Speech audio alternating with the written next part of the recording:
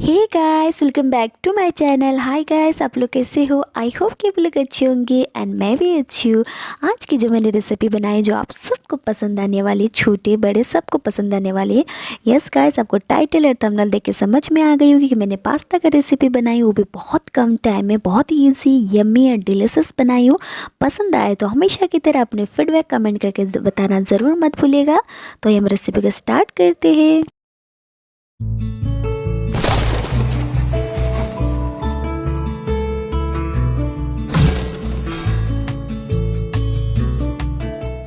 तो गाइस, आप देख सकते हो मैंने कटोरी भर के मैंने पास्ता ली हूँ। आप अपने कम या ज़्यादा कर सकते हो, मैं थोड़ी सी बना रही हूँ।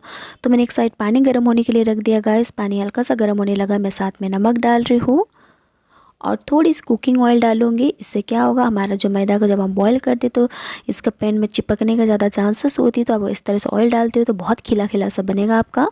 तो इसको मैं तब तक कुकिंग करूँगी जब तक ये 90% पक कर रेडी ना हो जाए, क्योंकि मैदा है तो आपको पेट में प्रॉब्लम हो सकती है। तो आपको अच्छे से कुकिंग करना है इसको। तब तक आपको मैं बाकी का प्रोसेसिंग करके दिखाती हूँ। तो गैस, देख सकते हो मेरा बनकर मतलब उबाल कर इस रेडी हो गई, 90% पक चुकी। इसमें से पानी मैं ड्राई कर लेती हूँ, आपको दिखाती हूँ किस तरह से करती हूँ। मैंने छन्नी के हेल्प से तो मैं इसमें पानी सारा ड्राई करके, तो देख सकते हैं गैस, बहुत ईजिली मेरा ड्राई हो गई पानी और बहुत ही मतलब अच्छा दिख रहा है, मतलब खिला खिला सा बना है, ज़्यादा चिपका हुआ नहीं हुआ है। तो मैंने एक साइड टमाटर को मैंने ग्रेट करके रख लिया था, देख सकते हो आप, कद्दूकस कर लिया था, आप मिक्सी भी कर सकते हो। मैंने एक साइड कढ़ाई गर्म होने के लिए रख दी हूँ।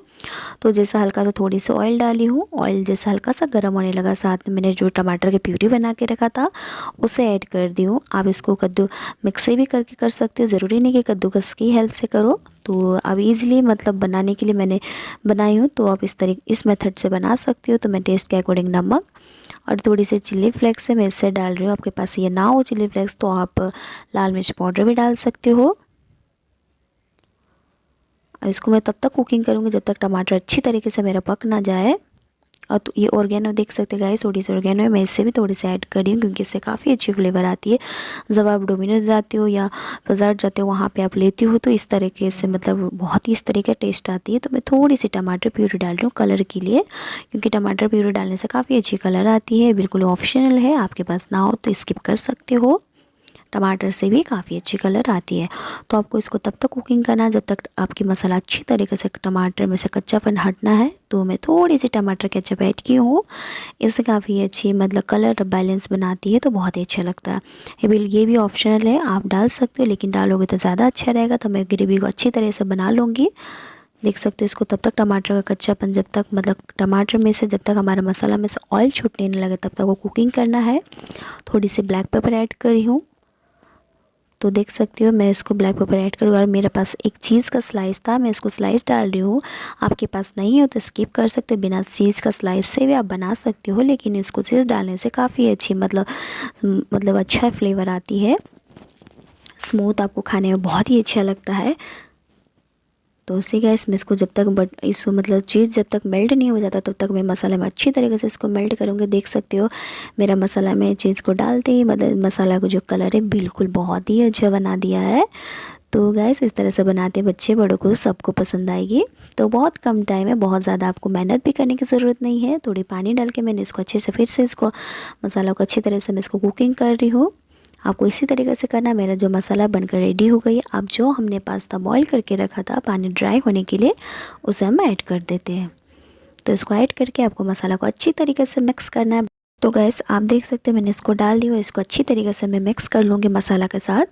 तो अगर चाहो तो आप इसमें वेजिटेबल्स भी आप ऐड कर सकते हो, बिल्कुल ऑप्शनल है, आप ऐड करोगे तो आपके लिए और भी अच्छा रहेगा। लेकिन आप ऐसे टमाटर के साथ भी आप बनाकर बहुत ही यमी और बहुत ही डिलीशियस, बहुत कम टाइम में, अगर आपके पास कम टाइम हो तो इस तरीके से बनाना ज़रूर। आप सुबह में या बच्चों के लिए लंच बना रहे हो या आपने ब्रेकफास्ट बनाना, आपके पास कम टाइम है तो इस रेसिपी को ज़रूर ट्राई करना। और बहुत ही यमी और बहुत ही डिलीशियस होती है, क्योंकि पास्ता है तो पास्ता तो आई होप कि सबको पसंद आती है।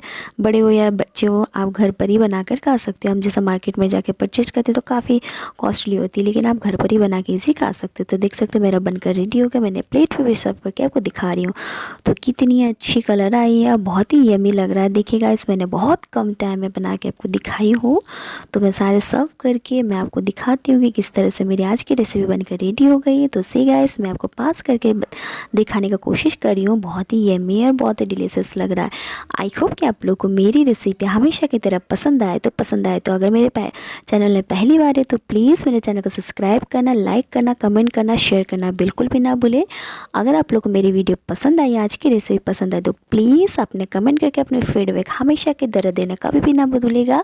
आप लोग इसी तरह सपोर्ट करते रहिएगा। तब तक के लिए bye bye, love you guys. तब तक के लिए नेक्स्ट वीडियो में मिलते, बाय बाय, लव यू।